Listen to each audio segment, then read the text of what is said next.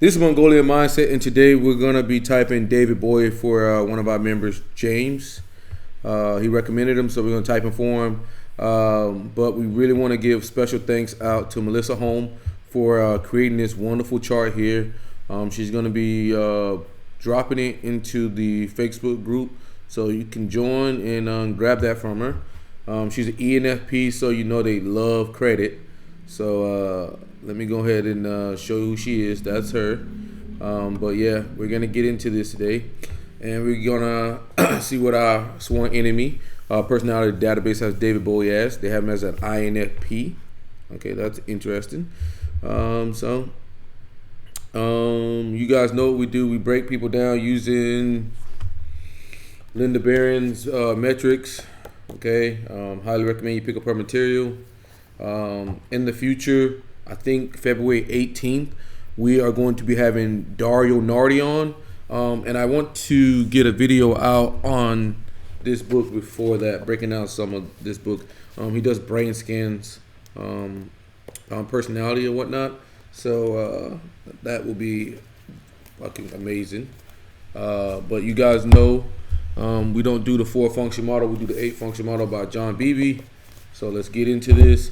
They got him as INFP with 2,400 votes, 699 with INFP, and INFP is FI in the first spot, NE in the second spot. In the third spot, they have SI. In the fourth spot, the inferior, they have TE. In the fifth spot, the opposing personality, they have FE. In the sixth spot, the critic, they have NI. In the seventh spot, the blind spot or the trickster, they would have SE. And in the eighth spot, they have TI. So let's get into it and let's see what he is. It's going to be interesting. Yeah, that's a good subject. Yeah. You can ski yourself? I've skied a lot over the last 12 years, yeah. I started when my son was a kid, and he was, we were living in Switzerland, and that's the first thing he really learned to do, and he was having such fun doing it. Mm-hmm. I really wanted to join him, so I was kind of forced into learning, and I did it out of a parental need initially, but now I absolutely adore it. But you're too lazy for cross-country skiing. Yes, and I smoke much too much. Yeah. You've got to be extremely fit, I think. Mm-hmm. Yes, and a Zen Buddhist, I think it helps. You're still a Zen Buddhist? No, but you have to be one if you're going to do cross-country skiing. Well, maybe. But I like downhill, and I ski mainly in Switzerland. I've never skied in America. A lot of friends have suggested I do that. One friend just got back from Canada doing powder skiing, so it's you're welcome to do it anytime in Norway. But another thing that struck me when I was thinking about this interview is that you have at least two things in common with the President of the United States of America. Do you know what that is? Neither of us can play saxophone very well. Well, I would say you both play saxophone, but that's all right. But I inhale. Yeah, that's the difference. I don't know, what is the second one? You're exactly the same age. Are we really? Mm-hmm. 46. 46, yeah, that's true. Does that bother you? At least the president's not younger than me. I think he's about 6 months older than you or something. But yeah. Does that bother you that rock and roll stars like you're the same age as the President of America? No. I think I think it can be very. I think for some it's probably very depressing, but I think for some others of us it's actually quite exciting now because I guess it's an era that none of us expected ever to happen. I think when you're real young, you don't honestly expect that, one, that you'll still be around after like 30, something like that. And then secondly, I don't think you ever conceive that you'd still want to write music and play it when you get into you. Because your picture of somebody in their 40s getting into their 50s is usually one's own father, you know? And the generational jump. All right, so what I'm noticing now, that he's coming off very outcome focused. I'm not seeing any progression in what he's saying. So I'm just gonna put an asterisk beside outcome. He's not walking through any sequences or anything. So that's pretty interesting. He's not walking you through like a sequence or anything or how things move from this to that. He's just talking about the end product here. So yeah. And the attitude of those two generations it's such a quantum leap. Mm-hmm. That I think to find that one still is excited by music and still wants to play, you know, it's really invigorating. But how does the music change, or the attitudes towards the music change during that? For me personally, I think I'm not so desperate to be on a cutting edge all the time. I think I'm not quite so desperate to make them imbue the music with some kind of shock value. And for me, I've got much better concentration, so I don't get as bored as easily as when I was younger. When I was younger, if I'd done one kind of album, that was it. I immediately wanted to do another style and change everything. But all right, so I'm noticing as well, he's coming from a first-person perspective. That'd be the SI. But yeah, and he's coming off informative. So we're gonna put the ashes aside, informative and outcome. If he's informative and outcome, that automatically makes him a background type. So that means we'll be looking at INFPs, INTPs, ISFPs, and ISFJs. That's because if you're informative outcome, it automatically makes you responding. That doesn't occur to me so much. So maybe my approach is I guess, more relaxed about my approach to music. You could also say that you've taken steps from a rock and roll rebel until to a respectable entertainer. I don't know. Respect's very kind of you. I'm asking. Do you consider me respectable? Jolly nice of you. Well, the clothes are different, but I think, my imagination is still pretty much what it used to be. Probably a lot more collected than it ever was.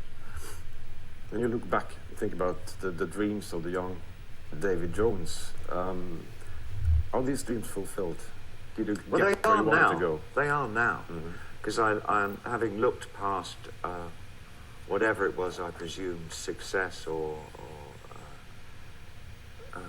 achieving some kind of celebrity status in music or whatever, and sort of becoming regarded as somebody important in music.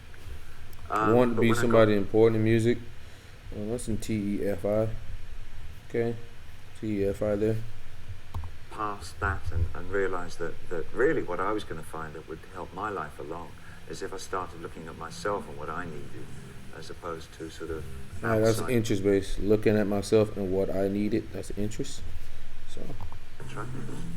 And I think over the last 10 years or so, I think those things have come into place for me. I think for me, I feel very happy with my life. Did you want to do anything with my life and the life of my generation when you started out? Well, when I was young, your life and your generation. No, I think I just wanted to reflect what I felt about society. I think every young writer. I just wanted to reflect. That'd be NE. So SINE. That's another point for SINE. Feels that he has something incredibly important to say, and that he's going to do everything in his power to let everybody know about it. And I think as you get older, you realise that a lot of unanswered questions in yourself that you need to address. And so I think you invert your perspective from that being outside to going to reflecting to an inside way. You used the word reflect, but you've always been ahead of everybody else in terms of trends. And I think a lot of people wonder, are you the person who creates the trends, or are you just got an extremely good intuition of what's going to happen next year? I don't know, probably a bit of each. I think it comes from knowing what I miss in music at any given time. If there's a kind of a music, whatever the general kind of music is, I look for what it is that I'm missing in it.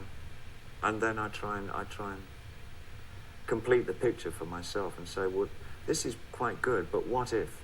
There's a lot of what if in the... A lot of what if, that's abstract, okay? Talking about the what if. Way that I approach writing. When you went out and announced your bisexuality, was that a PR trick, or did you want to change attitudes? What did I say in 1972? You were asking me? Well, yeah. Well, you definitely said that you had sex with men. Well, that was my answer. Yeah. But did you want to do something to the society, to the attitudes in society? No. I was a provocateur and a taboo breaker. I think I went through life doing that. But when I acknowledged that I was heterosexual, I think that was something that it was an experiment. I think for myself between the transition period of the late '60s and the early '70s. that it was, for me, one of the experiments that are almost a continuation of the 60s experimentation. But, I mean, other things that I gleaned from that period were, I think a lot of the gay clubs at that particular time were the only places that were playing music that was really worthwhile listening to. All the dances and the theatrics and the flamboyances that were a revolution against the denim look of the whole 60s, late 60s and early 70s period, came out of that particular subculture. And for me, it was it was a hidden subculture. It was something I wanted to investigate. It wasn't like it is now. It was almost something that was verboten, very taboo. And for me, that was incredibly magnetic. It was something I wanted to know about. Incredibly magnetic. I think I probably... All right, so we're going to put that down. He's talking from a first-person perspective. He's not talking about what other people are doing. It's mostly just from a first-person perspective. So I'm ready to go ahead and say that he's an SINE user. He's outcome, and he's informative. During that whole time, did he walk us through any sequences? We're 7 minutes in. We haven't seen one sequence or anything like that, or how things move from one thing to the next. He's just talking about the end product. So I feel okay saying that he's outcome focused. David Bowie's outcome focused. He's an SINE user, and he's informative. So with that saying, he can only be ISFJ, INFP, and INTP. Okay, we have eliminated all other types because he's outcome, he's informative, he's SINE, and he's responding. Okay, he's staying on top. He's not really changing the subject or initiating really. So yeah, we're down to those 3 types there. Okay, and if he's a TEFI user, we're done here. He'd be an INFP, but we're gonna see. Probably got a lot of my formative musical ideas from that particular culture. Characters that you've been performing. Yeah. I mean, everybody knows them. Ziggy Stardust, Aladdin Sane, and so on. Where did they come from? Did they come from within you, or did you make them up with the people in the business? The people in the business. You know something? Your agents. I've never talked about. Repeating the question, that's also a sign of responding. The people in the business at depth. There are these people in the business who wear long raincoats and sit on the edges of rooms, and they devise things like characters. No, don't be absurd. My characters came out from a need to not want to perform as myself. I mean, I had a long time of making a character out of everything I did, because I really was very, very cautious and shy of my own self. Cautious and shy of my own self. Cautious and shy of my own self. Ooh, background. He's a background type. 1978, to want to actually do a show where it was me singing and not being the characters that I was writing for the songs. And so they kind of ate each other. I mean, I would write albums that had concepts behind them because that would enable me to be able to create. Talking about concepts and stuff that's in the realm of abstract. Philosophies, concept, ideas, anything that's intangible would be in the realm of abstract. So it's looking like he is an abstract type, which would eliminate ISFJ. It's a character, and the character would then be able to go on stage and do the songs.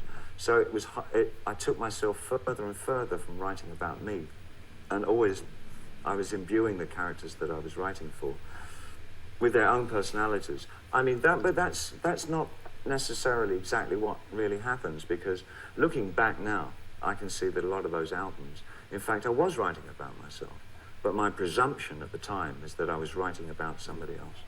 To kind of create a doppelganger, you kind of imbue that doppelganger with all one's own fears and he's getting abstract here. Feelings of inadequacy, and you put them on the doppelganger. He's getting and abstract. One day you presume that if you kill that doppelganger, you will be free of all these things. And of course that doesn't happen. I mean, when you think you've killed it off, they all are back in you, and you have to really see. He's getting abstract here. Things. And I think that's what happens when you come out of drug addiction, is that you start to try and readdress the things. And when you finish becoming an addict, when you've gotten clean, I think then you really have to deal with your own emotions, and you have to deal with relationships relationships and how you deal with your family and all that. So I had a long period where I had to readapt to literally learning how to relate to my son and to the people around me. So it was from being a real heavy drug addict. Relating is an FI statement, so we put a point down for TFI. In the later 70s, it was a very slow climb back out over a good 12 years, something like that. So you kind of found the real David? I don't know. Well, no, he was always there. Of course, I was always there, but it's not a question of that. It's a question of actually addressing the person. It's actually looking at myself, as opposed to looking outwards and trying to not be involved with myself. Being involved with outside situations is a replacement for looking at myself. I didn't expect you to talk so frankly about drugs actually before I had when you're on them, you don't. But what you tell your son, Zoe, about drugs? I tell him everything about everything. I mean, he is 21. He's quite capable of taking information, and he's at university in America. So my presumption is that in his peer group, he's probably. You see how much information he just gave there? That's a sign of an informative giving extra information. He was not asked that. As many experiences in watching a drug culture. Fortunately, he doesn't do drugs and he doesn't drink and doesn't smoke, as I ever had as well. So I think we've developed a very relevant relationship between us. So there's no secrets between us at all. Does it ever keep you awake that you, with your example in drug consumption, may have inspired some other young people? No, I can't do that. I don't have guilt about my past. I just have, for me, a series of luggage that I've carried around. You said I don't have guilt, so that means he's not an FE user. It's an FI user. You can't guilt an FI user. You rarely can guilt an FI user. The things that I've not looked at. And the best thing of all is to be able to look back at the past and examine those things. Look back at the past, that's an SI statement. Examine it, come on. Carried around with me, things that I've not looked at. And the best thing of all is to be able to look back at the past and examine those things and try and learn from them. But if you have them as guilts, you tend to lock them away and not look at them. And then you really do cause yourself, I think, emotional damage. I don't buy into that. I don't buy into that myth at all. So you don't accept that it does anything to you as a person? No. What happens to oneself as a person, one does it to oneself. Anything that's happened to me is because of my behavior or my experiences. Nobody from the outside damages me. Nobody from the outside does that. If I cause damage to myself, it's me that's causing the damage. But often you run into the damaging things in an act of evasion, of addressing yourself and finding out what you're about, where your heart is, how you relate to other people. Why don't you relate to other people? What does the word humility mean to you?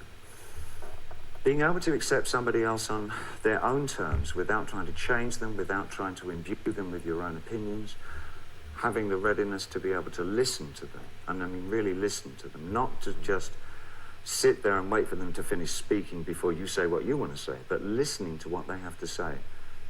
Take it in and then try and validate it. Look at him responding. You're a pretty good listener because you're always and this is a perfect time to say that in the book of Neuroscience of Personality, we're probably narrowing him down to INFP already with all the TEFI point, with the few TEFI points we got and abstract SINE. But INFPs have the longest listen time. That's from Dario Nardi. Longest listen time is from INFPs. Second is ISFP. From other people, from other art forms. I'm a rock and fan. That's exactly what he was just talking about right there. As INFPs go in the flow, listening to people. I'm the total rock fan. I've been a fan ever since I was 8 years old, and I probably will be to the day I die. I've always got at least one or two currently really artists that I find really exciting. And the same with the rest of the arts. When you're excited about expression, that was FI there. About how an artist can being excited, portray his feelings, not being excited, but in more than one of the mediums. I think you realize eventually that all the tools are available to one out of any of those mediums. You can apply what you do in painting to what you do in music. And for me, the two, painting and music, have always been parallel. For me, when I was painting and using textures to build up different kind of pictures. With music, it's the same. I can use different instruments and different sounds, and gradually a layer of a song will build. And I'll often paint at the same time as I'm writing. I mean, not exactly. You don't paint not the like song. that, no. But in the evenings or maybe the next mornings when I've been in the studio, I will often paint or draw, and it kind of accompanies the album that I'm doing. And for every album that I've done, there's usually some set of paintings or drawings that I've done with them. That might not be the same subject matter, but generally the sensibility is the same. They're about the same weight as the album. I'd definitely like to see some of these paintings. Oh, some of them, some of them are terrible. Talking about painting. Most of them are terrible, but they're mine. But they're but talking mine, about TFI. But they're mine, TFI. Painting. How did you come across the Norwegian painter Odd Nerdrum? Now, how did I actually come across his work?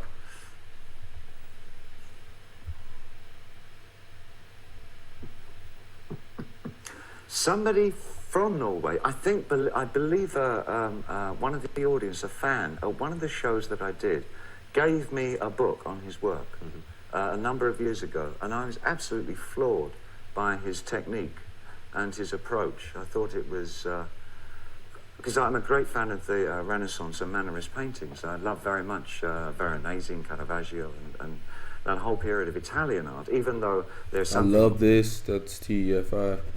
But more on FI. Very much, actually more Scandinavian about his work, generally. Because of the mythological element in the characters, the kind of timeless, not dawn, not twilight, it's somewhere in between those times in his paintings. Okay. But the way that he uses paint, his technique talking about intangible is stuff here. absolutely flawless. I mean, he's an extraordinary painter. Really incredible. Yeah, And I've met him on a number. Yes, I know. I met him once, properly. What do you talk about when you see Painting. makes a new album? The music business and the fans and the world expect something very extraordinary to happen. I expect something very extraordinary to happen. I can't really take any notice of what people want or what the music business wants or anything like that, because I've never written for anybody except me. And I've Never always written found for that if I'm anybody not except me, that's FI. excited by what I'm doing, then it's not going to be an album that I'll ever be able to live with comfortably. But if I'm excited by it, Talking about being comfortable, that's SI. then for me it's a success. And this is sort of before we go into the commercial aspects of promoting like this, promoting an album. The actual recording in the studio is the most important thing. And if at the end of the mixing I have something that I really feel has got the integrity of what I first intended in it. Integrity, FI. Okay, we're done here, man. This guy's an INFP. Okay, David Bowie's INFP. So what we noticed very early on was he was talking about the end product. So he's outcome focused. He's not talking about how things move through a journey, or he's not talking about the journey. He's just talking about the end product, and that's where his focus lies, is at the end product. He's informative, and what he does is he adds a lot of extra information. He's wordy, kind of vague, beating around the bush, that type of thing. So outcome informative also automatically makes him responding, and that's what he's primarily doing in this interview. He's responding, and what we notice is that David Bowie is abstract. So that pretty much limits us down to INFP and INTP, and he's a TEFI user. Okay, he's talking about like achievements, integrity, what's important to him, his favorite this, stuff like that. So yeah, we have David Bowie down as an INFP. That's for you, James, man. But yeah, 50% of our viewers are not subscribed, so if you could please subscribe. Like we said, we are still doing for a limited time free typing sessions. Have you seen? We've been putting a couple of videos up. But yeah, personality database actually got this one correct. David Bowie is an INFP. And we want to thank Melissa Holmes for her amazing chart here. No fucking way.